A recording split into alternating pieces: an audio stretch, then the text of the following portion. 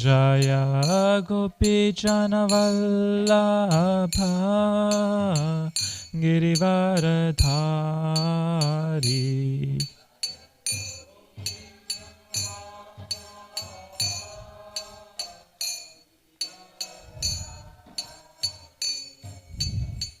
Yashodanandana Braja Janaranjana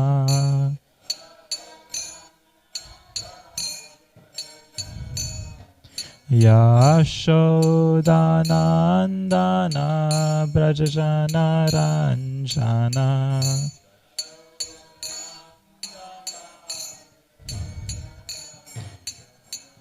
Yamunatira Vanachari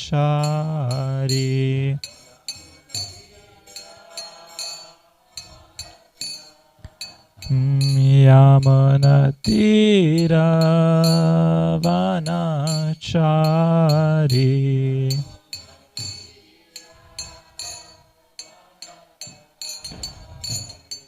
Jaya Radha Madhava Kunja Bihari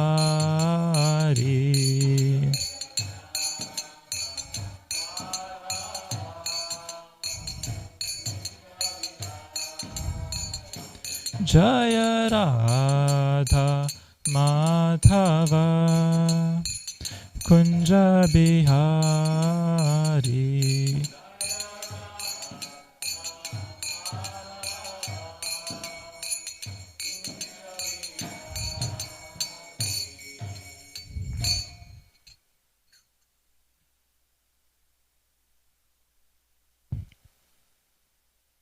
Om Namo Bhagavate Vasudevaya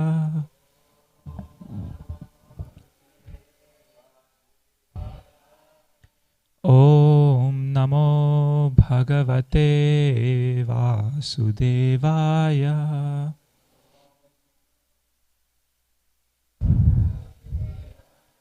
Om Namo Bhagavate Vasudevaya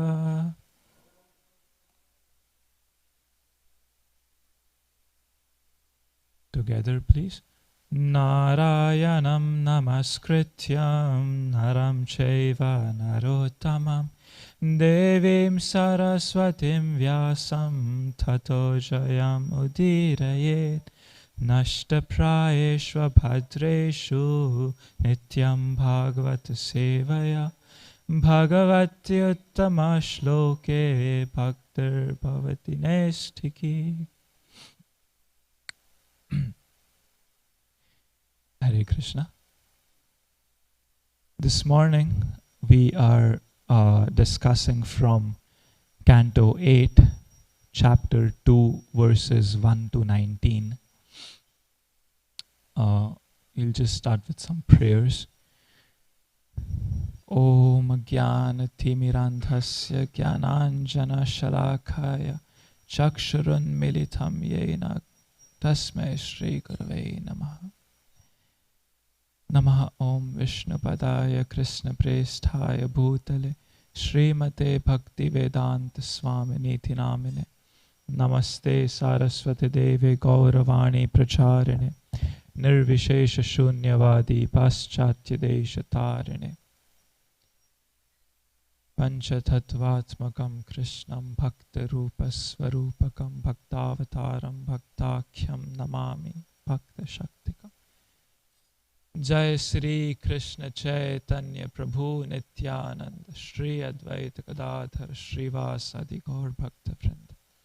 Hare Krishna Krishna Krishna Hare Hare Hare Ram Ram Ram Hare Hare.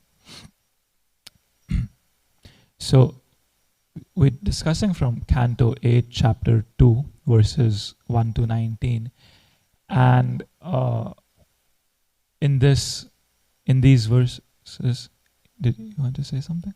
Okay. In these verses, in second chapter now, we are entering a most beautiful pastime of Gajendra. Who has heard of this pastime before, of Gajendra? Maybe. Okay, some of us, yes. Uh, so before diving into this, just wanted to give a quick recap. So, in the first chapter of the 8th canto, Shukdev Goswami gives descriptions of 4 Manus to Maharaj Parikshit. Maharaj Parikshit is very inquisitive and eager to learn about the dynasty, the different dynasties. And then so Shukdev Goswami describes the activities and brief introductory descriptions of 4 Manus, which are, who knows what's the name of the first Manu? Swayambhuva Manu, yes. So starting from Swayambhuva Manu, Swaro, Chisha, Uttama, and Tamasa. So these 4 Manus. While describing the 4th Manu, Shukdev Goswami says in the first chapter, Tamasa, the Manu called Tamasa, he says, also in this Manvantara. So Manvantara, the word Manvantara and Manu are related. Manvantara means the reign period of one single Manu, the period of his life or the period of his rule on this cosmic manifestation or on this, geography. So the Manvantara is the period of their rule. So during the Manvantara of the 4th Manu, Tamasa, Shukdev Goswami says, the Supreme Lord Vishnu took birth from the womb of Harini, the wife of Harimedha. I was trying to do some research, but I could not find out who is Harimedha and Harini. Maybe they were a Brahmana couple, maybe devotees. I couldn't find out. Do we have any information? Maybe. If not, yeah, there's not much about them. So anyway, this couple called Harimedha and Harini, the Supreme Lord Vishnu took birth from the womb of Harini, and he was known as Hari.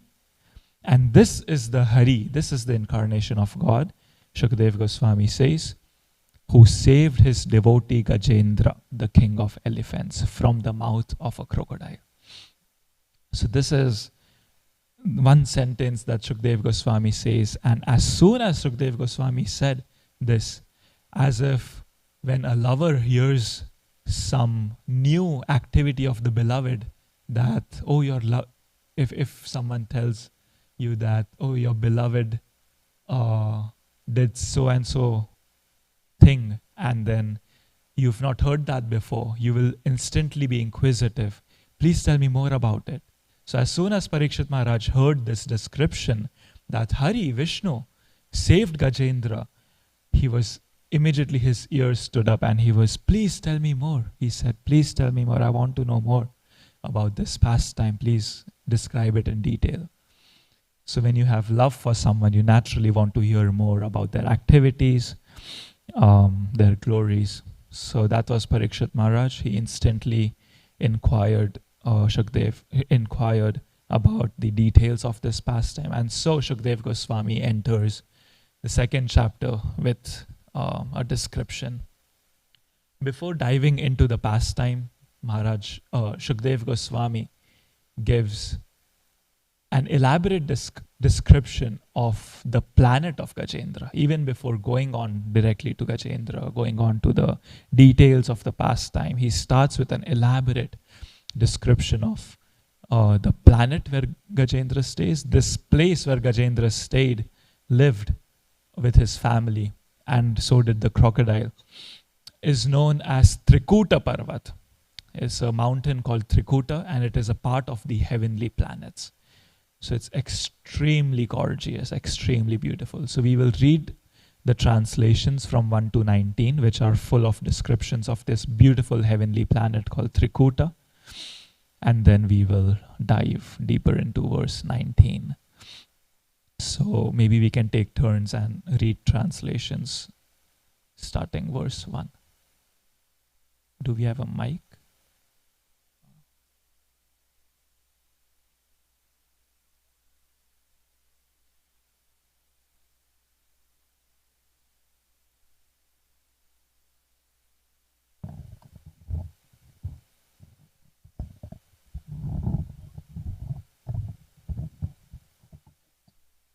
it's not there.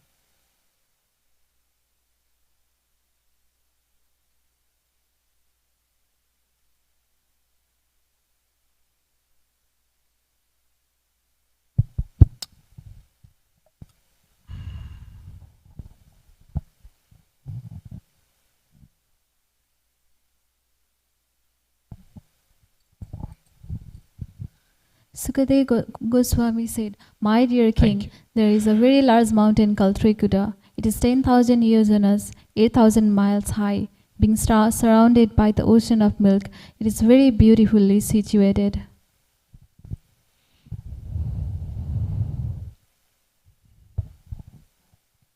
The length and breadth of the mountain are of the same measurement, 80,000 miles. Its three principal peaks, which are made of iron, silver and gold, beautify all directions and the sky. The mountain also has other peaks, which are full of jewels and minerals and are decorated with nice trees, creepers and shrubs. The sounds of the waterfalls on the mountain create a pleasing vibration. In this way, the mountain stands, increasing the beauty of all directions. The ground at the foot of the mountain is always washed by waves of milk that produce emeralds all around in the 8 directions, north, south, east, west, and the directions midway between them.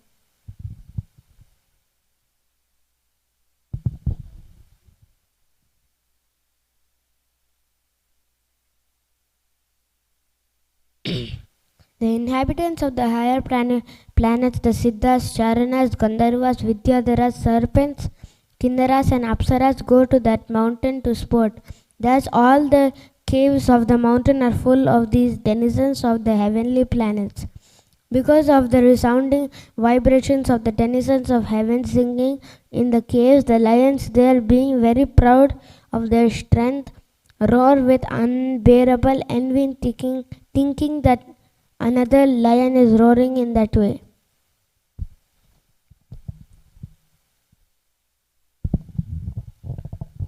The valleys beneath the Trikuta mountains are beautifully decorated by many varieties of jungle animals, and in the trees, which are maintained in gardens by the demigods, varieties of birds chirp with sweet voices. Trikuta mountain has many lakes and rivers with beaches covered by small gems resembling grains of sand. The water is as clear as crystal, and when the demigod damsels bathe in it, their bodies lend fragrance to the water and the breeze, thus enriching the atmosphere.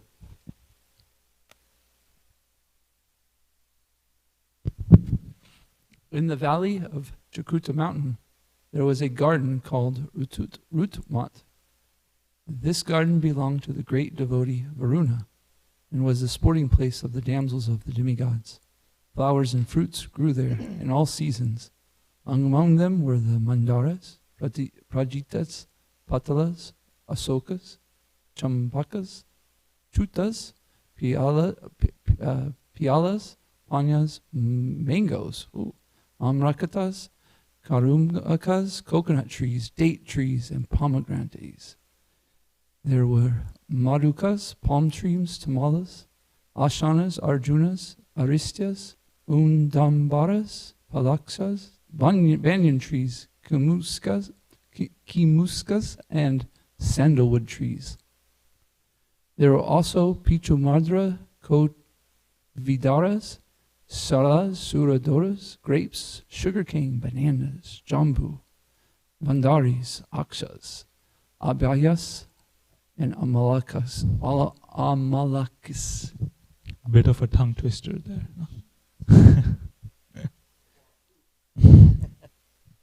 In that garden, there was a very large lake filled with shining golden lotus flowers, and the flowers known as Kumuda, Kahlara, Utpala, and Shatapatra which added excellent beauty to the mountain. There were also Bilva, Kapitta, Jambira, and bhallataka trees. Intoxicated bumblebees drank honey and hummed with the chirping of the birds, whose songs were very melodious. The lake was crowded with swans, karandavas, chakravakas, cranes, and flocks of water chickens, datyuhas, coestis, and other murmuring birds. Because of the agitating movements of the fish and the tortoises, the water was decorated with pollen that had fallen from the lotus flowers.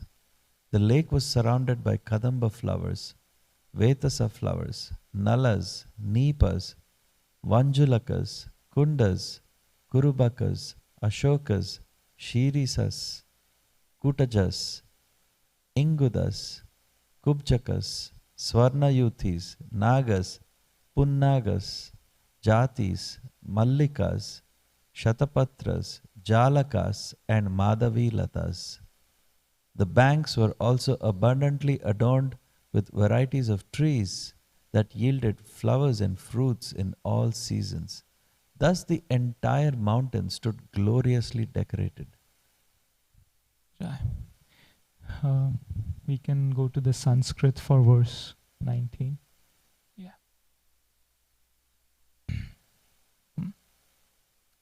Please repeat. Mallika Shatapatrescha Madhavi Jalakadibhi Shobhitam Tira Jaishchanyer Nityartubhir Alamdrume Mallika Shatapatrescha Madhavi Jalakadibhi Shobhitam Tira Jaishchanyer Nityartubhir Alamdrume. Please chant.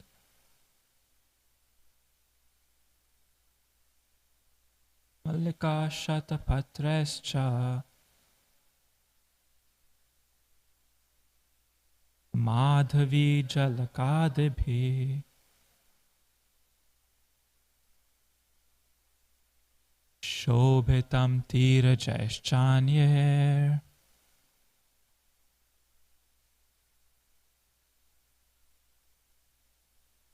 Alamdrumae Mallika Shatapatrascha Madhavi Jalakadibhi Jaishchanyer Alamdrumae.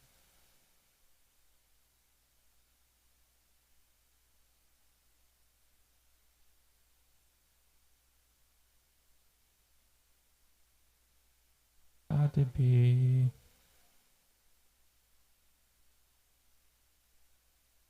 Yer Alamdrumae.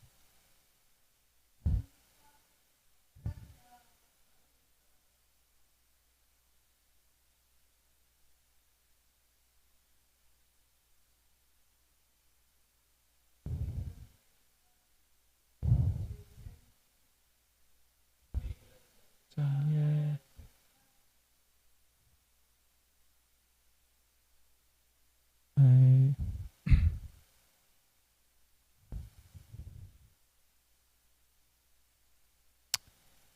Synonyms. Now here, I don't find all the words in the synonyms, but we can. Yeah, it doesn't. There's no Mallika in this, so we'll start from Madhavi. Right there. One, a bit down. Can you scroll down? Yeah.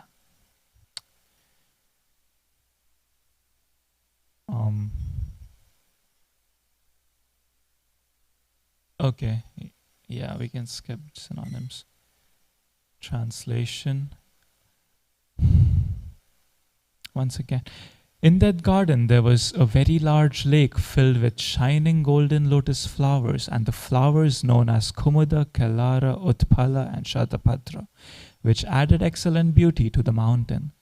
There were also Bilva, Kapitha, Jambira and Bhallataka trees. Intoxicated bumblebees drank honey and hummed with chirping of the birds, whose songs were very melodious. The lake was crowded with swans, karandavas, chakravakas, cranes and flocks of water chickens, datyuhas, koyishtis and other murmuring birds. Because of the agitating movements of the fish and tortoises, the water was decorated with pollen that had fallen from the lotus flowers. The lake was surrounded by kadamba flowers, vaithasa flowers, nalas, nipas, vanjulakas, kundas, kurubakas, ashokas, shirishas, kutajas, ingudas, kubjakas, swarnayuthis, nagas, punagas, jatis, mallikas, shatapatras, jalakas, and madhavilatas. The banks were also abundantly adorned with varieties of trees.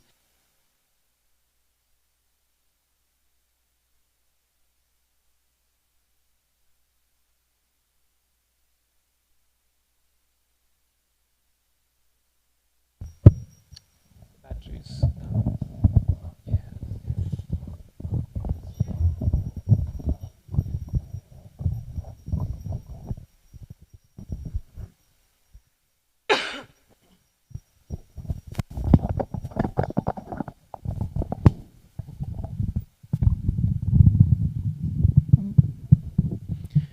Thus the entire mountain stood gloriously decorated.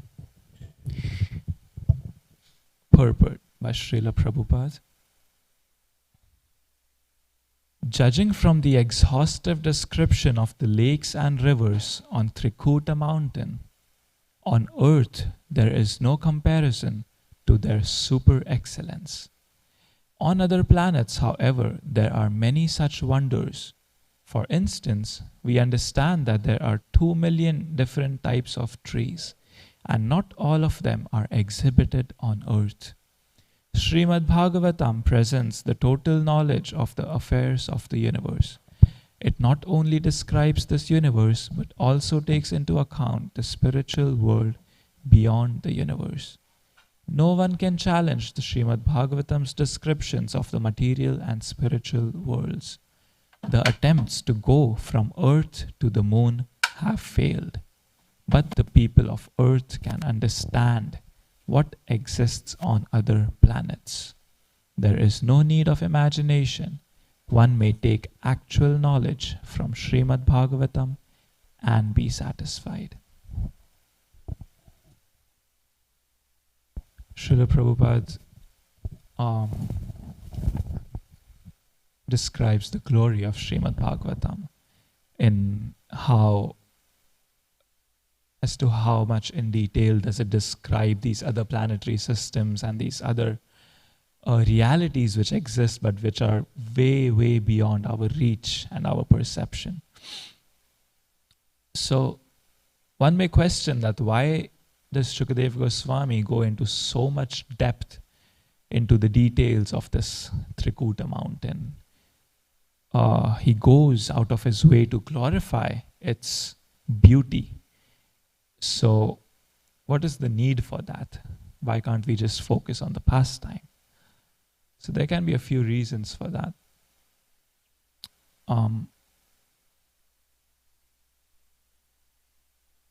Any guesses? What could be a reason why there is such detailed descriptions?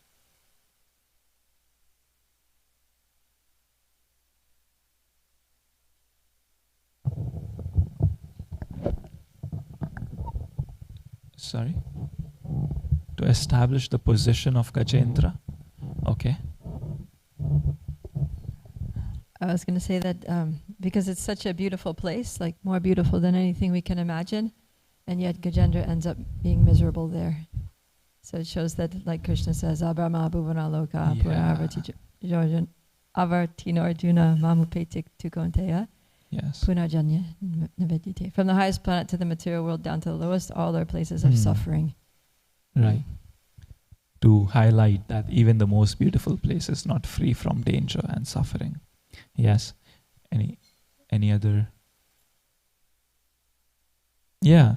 Yes, Nanda Brija Prabhu. I was curious if the question was just about the descriptions here or just in general Srimad Bhagavatam. In general, or most specifically here, actually, why such these descriptions? But yes, like devotees mentioned, and there are multiple reasons. One is that because the personality of Godhead arrived here, he appeared here. And when you love someone, you want to preserve the places where they perform their pastimes, and you want to glorify those places, though those places naturally become glorious. Like there are some temples and some places related to the pastimes of Srila Prabhupada, and his disciples are really trying hard to maintain those places, protect those places, because that place is glorious. Like 26 Second Avenue, that small storefront above Matchless Gifts in New York, devotees are still trying to maintain it, take care of it. So it is a nature of love that devotees like to glorify the places where the Lord has performed his pastimes. And not just the Lord, there was a pure devotee of the Lord also in this place. So there was a combined pastime of love between a pure devotee and Krishna. So that place naturally becomes very glorious. And so Shukdev Goswami doesn't just want to jump into dry philosophy or the pastime, but he wants to start with a description of this glorious, beautiful place.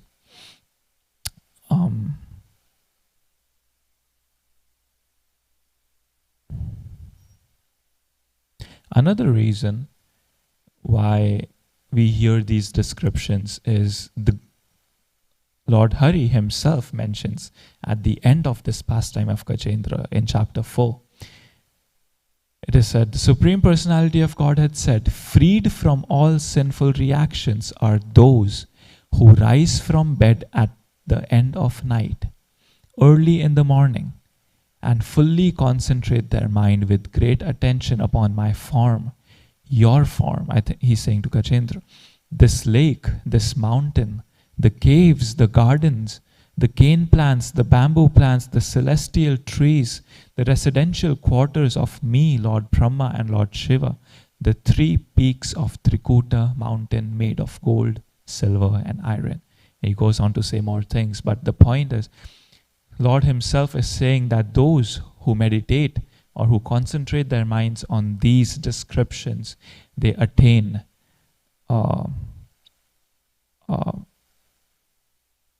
they are freed from all sinful reactions. This is a blessing, Shruti Fal, by Krishna himself. So that's another reason why we hear these descriptions, to purify our own minds and hearts. So, but the main reason which is most educational for us is what Prabhupada Priya Mataji said, is that to remind us that this place is not free from danger. Even the most beautiful place with the most amazing material facilities can have miseries. As humans, we try to create a very comfortable, enjoyable situation in this world sometimes. Even though artificially, we see a lot of rich people in their bungalows, they try to make artificial swimming pools, plants, waterfalls, they have some artificial grass. So they try to create this beautiful environment within their homes, houses. And it comes nowhere close to these descriptions of the Trikuta mountain. But the human mind is so attracted to nature, natural beauty, because people recognize the mind is naturally peaceful in these environments. So they try to create this kind of artificial environment in their houses. And then this is for the rich. The poor people or those who are not so rich, they have to make it work in polluted cities with traffic, mostly without any natural beauty. Maybe there will be some trees on the side way while you're driving to work, but there is no such amazing natural beauty available these days. But everyone desires that, to live in those heavenly kind of pleasures. And Trikuta mountain is such a glorious place in the heavenly planets.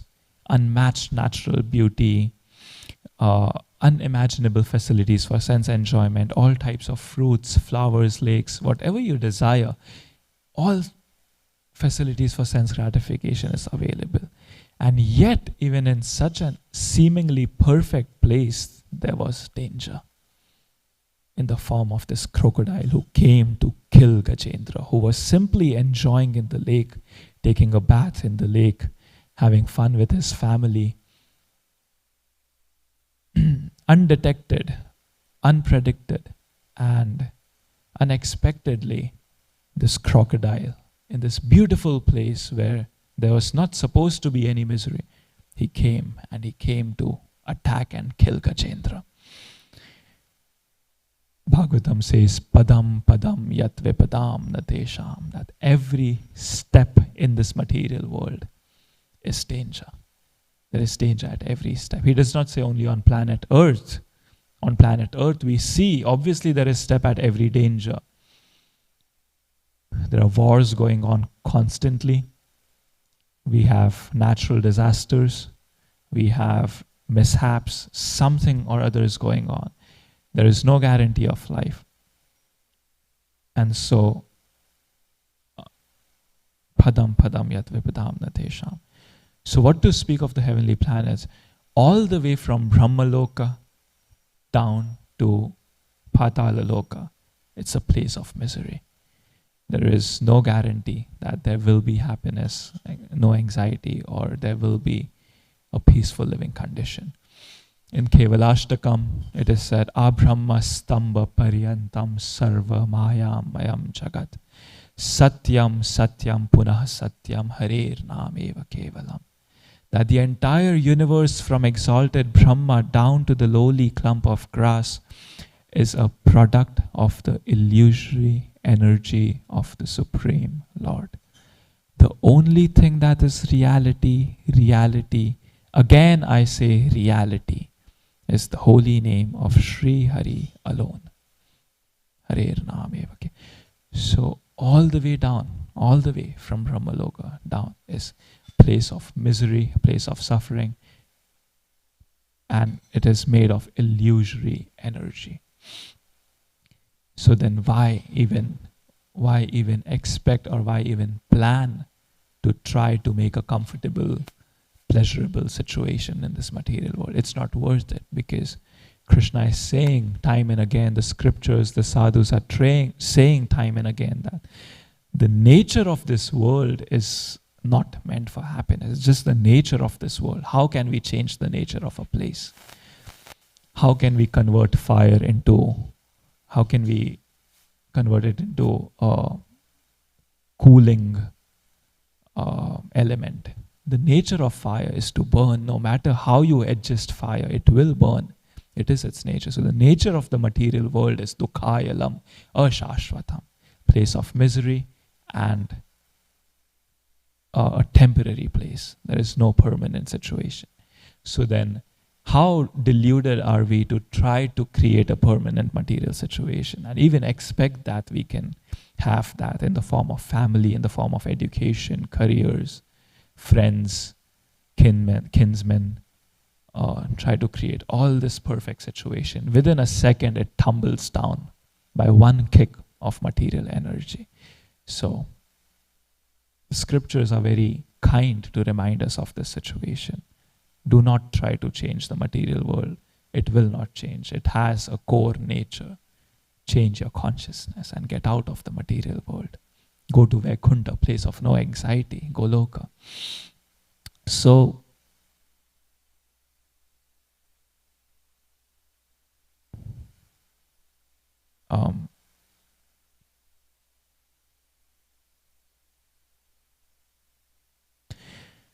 therefore Gajendra, he prays later on in the 3rd chapter, once he has been rescued by Lord Vishnu. In the next few days we will dive into this amazing pastime. But once he is rescued by Lord Krishna, he prays that, my Lord, those who are completely freed from material contamination always meditate upon you within the cores of their hearts. You are extremely difficult to attain for those like me who are too attached to mental concoction, home, relatives, friends, money, servants, and assistants. You are the Supreme Personality of Godhead, uncontaminated by the modes of nature. You are the reservoir of all enlightenment, the Supreme Controller. I therefore offer my respectful obeisances unto you. So Gajendra has the same realization that he was lost in this situation of home, relatives, friends, spouse, kids, servants, assistants. He's the king of elephants. So he has all these facilities. And he's saying, I was deluded by this. But even he's saying, even an individual, a person like me, who was too attached to this situation, it's like, what's the point of this body? What's the point of this external arrangement? Let me meditate on you. Let me remember you. And that reminds me of this verse from Bhagavatam. And this was Gajendra speaking, who is in the heavenly planets, who had a long life, extremely strong, unmatched, unimaginable material pleasures. And so what to speak of human life? Bhagavatam says, Durlabho manusho deho dehinam kshana bhangura tatrapi durlabham manye vaikunta priyadarshanam. That for the conditioned souls, durlabho manusho deho, that the human body is extremely rare, durlabha, extremely rare, this human form of life. Dehinam kshana bhangura, that even after achieving this human form of life, which is extremely rare, kshana bhangura, it is only existing for one moment. It can be destroyed in any moment. Kshana bhangura. What is the life expectancy? Who can guarantee that you will live to see old age? Who can guarantee you will live 100 years? Within 1 second you can die. There's plane crashes, wars, a bomb can fall, anything can happen. So durlabho, even though after it is so rare, it is even more rare because it is only existing for a few moments. Tatrapi durlabham manye vaikunta priyadarshanam. But I think, the speaker is saying, but I think that even those who have achieved human life rarely gain the association of pure devotees who are dear to the Lord of Vaikuntha. Vaikuntha Priya Darshanam. Having darshan of those who are Priya, beloved to Vaikuntha, Nath, the Lord of Vaikuntha, Krishna. So even more, the human body is rare. The existence, maintenance of the human body is further rare. And even more rare, much more rare, is getting association of pure devotees. So, if somehow or other we have come across such devotees, then we should try to preserve that with all our capacity, all our power, and try to nourish that association, try to increase that association with pure devotees, try to take most benefit. And if somehow we've not come across pure devotees, then we should beg to Krishna rather than for begging or trying to endeavor for a perfect material situation. Should try to beg for association with pure devotees because that alone is the only factor which will help us transcend this material world, which is a place of misery. No matter where we go, where we ascend or descend, it will remain a place of misery. No matter how much our mind tries to squeeze out drops of pleasure, it's like when you wash a piece of cloth in a washer, it comes out. It's already spun. No matter how much you squeeze, there will no more, water won't drip. Even though it's wet, water won't drip from it. You have to dry it. So it's like squeezing that piece of cloth really hard, trying to extract one drop of water. That is our situation in the material world. Trying very hard to become happy, gain some pleasure, maybe one drop of pleasure. The mind is hunting like a crazy person, just trying to find that one drop of pleasure. So that is not the goal of life, and that is not the best use of the human form of life, Gajendra says.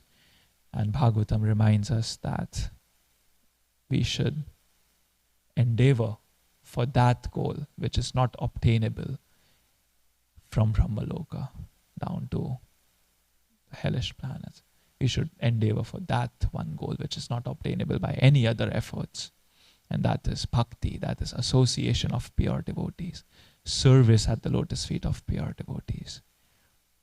Looking for that one rasika devotee who can give us rasa. Because that is the ultimate hankering of the soul, is rasa, pleasure. There is nothing wrong with desiring pleasure. The mind hankers for pleasure because the soul, there is a certain longing of the soul that has not been fulfilled. And that's why it is said, Bhagavad Gita says, higher than the mind is intelligence, higher than the intelligence is the spirit soul.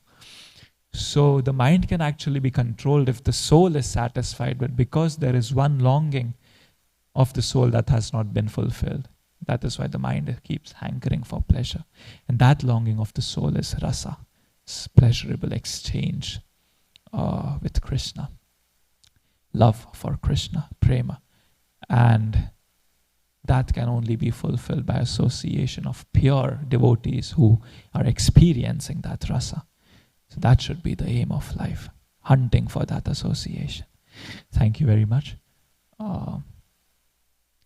Gajendra ki jai, Krishna ki jai, Srimad Bhagavatam ki jai, Srila Prabhupada ki jai. Thank you very much for patiently and attentively listening and participating in this discussion.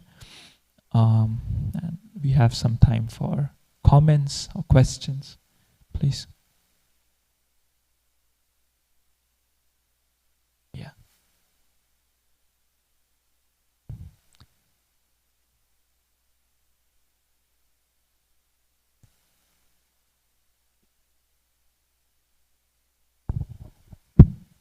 Hare Krishna. So I want to go back to the original question in the discussion we had, the detailed description of the location where Gajendra was present. So I wanted to extend a little bit more than what was already contributed. So what reminds me of is, obviously I'm going in those lines of the materialism behind those descriptions. But what philosophically thinking about it, I mean, any place in this material world, even in the earth also, it's going to offer us first all these materialistic quote-unquote pleasures that are available to each one of us. And one must be very, very careful and attentive that behind all these materialistic pleasures, in the sequence of events that are about to show up, if someone is not correctly treading on that path in accordance to our scriptures, etc., there is going to be soon a situation where they are going to meet harder times. Meaning, so even in this particular chapter, the chapter 2 of Canto 8, I was searching for the word crocodile, because the crocodile is the main character besides Gajendra, and the crocodile appears in the verse 27 of 31. So it gradually transitions from the first 19 verses that we saw just now, where there is a wonderful descriptions of that planetary system and that particular spot where Gajendra was sporting along with his family and other elephants, and gradually transitions and talks about a more aggressive animals, meaning tigers, porcupines, etc., and then goes even more aggressively where the crocodile catches Gajendra's legs. So that is a transitioning that Srimad Bhagavatam, the way Krishna Vedavasa himself has given it to us. Look at the transition, and this is how it's going to happen. So be aware of this pattern, so to speak. That's the pattern he's trying to give us. He's giving us. It is very normal if you are not very aware and not very cautious to be overtaken by these materialistic pleasures that this modern world has to offer us, and the degradation is about to come if you are not watching out. So that's the sequence he's presenting there. Yeah. It reminds me that we see all these so many advertisements that are trying to solve material problems. Yes. And they really describe it in a very attractive way. Yes. The mind is attracted. Yeah. But the solutions to material problems offered are problems in themselves. Yes. Later on we see. Even Prahlad Maharaj says in his prayers to Nrsimhadev that solutions to material problems become problems in themselves. Right.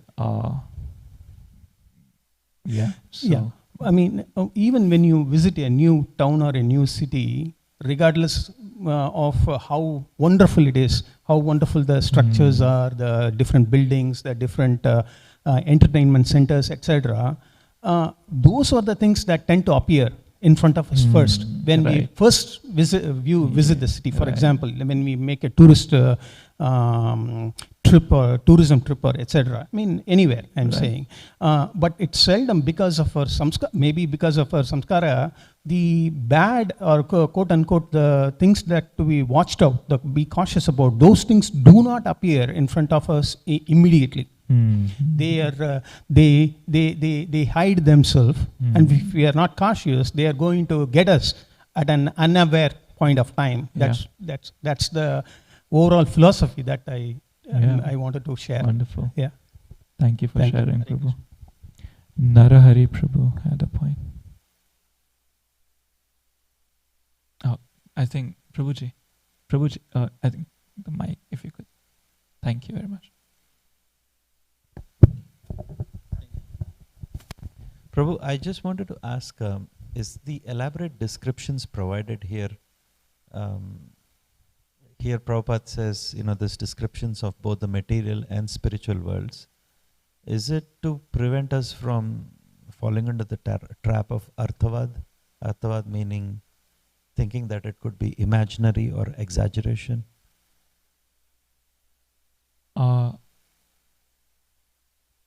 I'm not sure if I got the question. The elaborate descriptions which are provided in the Srimad Bhagavatam of both the material and spiritual worlds, are they provided us so that we don't get into the trap of arthavad, meaning thinking that if these descriptions are not provided, we could think of the philosophy as exaggerated or imaginary?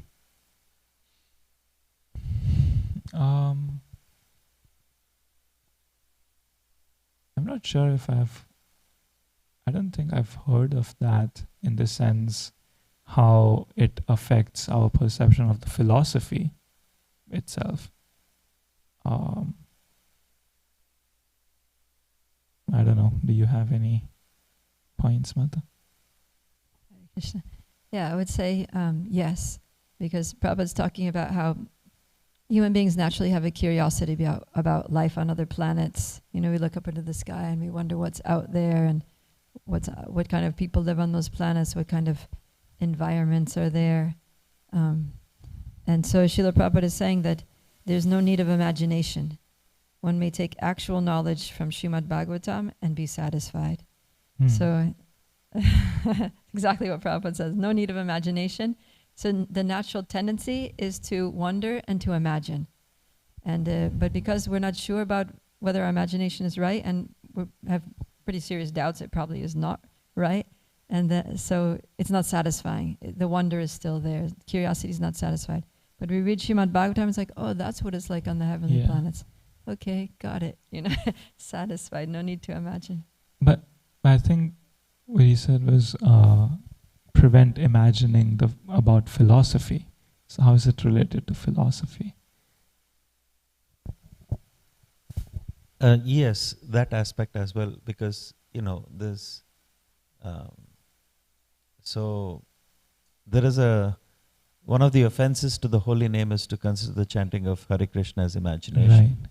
So chanting Hare Krishna also involves Nama, Rupa, Guna, Leela, right?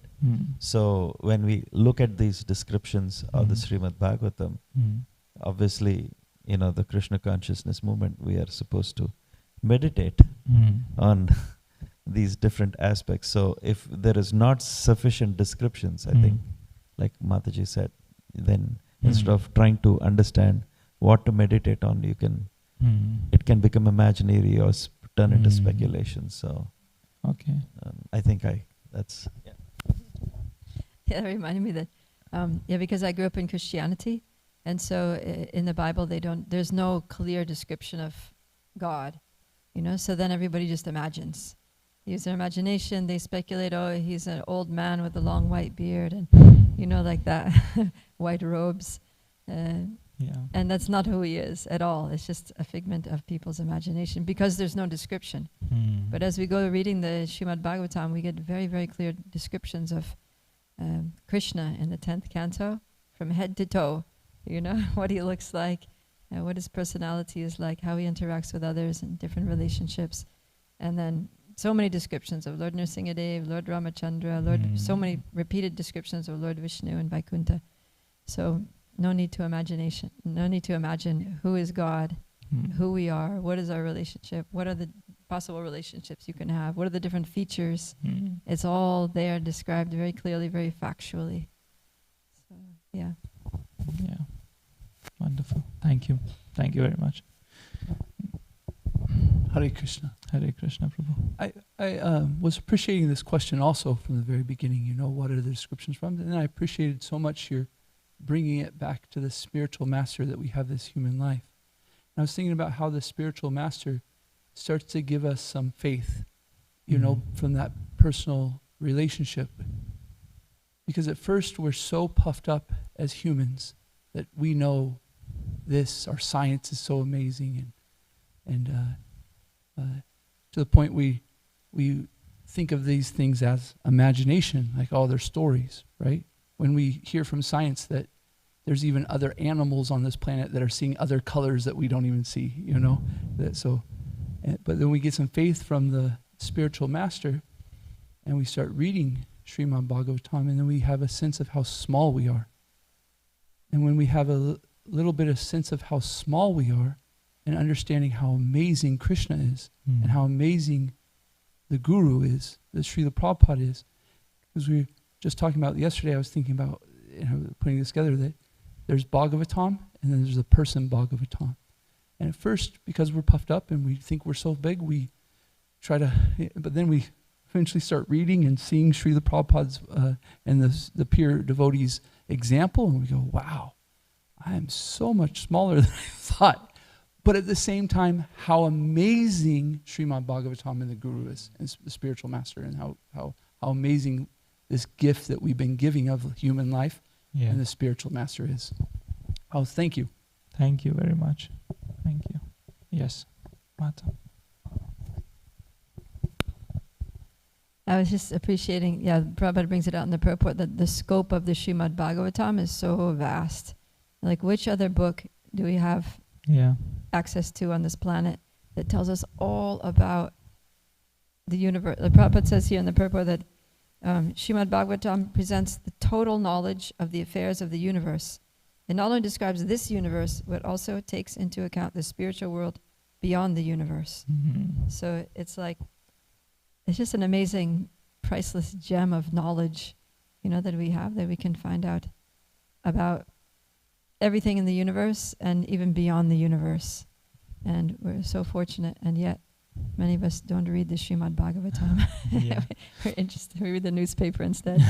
So, it's kind of like Prabhupada's giving us an impetus. Read the Srimad Bhagavatam. Get your curiosity satisfied. Get total knowledge of the whole universe, the spiritual world. It's all here, right here. Prabhupada has so painstakingly translated and written commentaries on practically every verse. It's such a wealth of knowledge that we have. It's more valuable than any other kind of wealth. Mm-hmm. Yeah. Thank you for bringing that out. I was thinking recently that how sometimes people from different religions may challenge Vedic tradition or Vedic teachings, challenge the philosophy and challenge, I was just thinking that a lot of these different religions and paths have just one book, and we have so much detailed information, so many detailed descriptions and philosophy, and which some other philosophies don't even come close to in terms of depth and variety. So it's just really appreciating Vedic literature, the information we've been given. Any other points?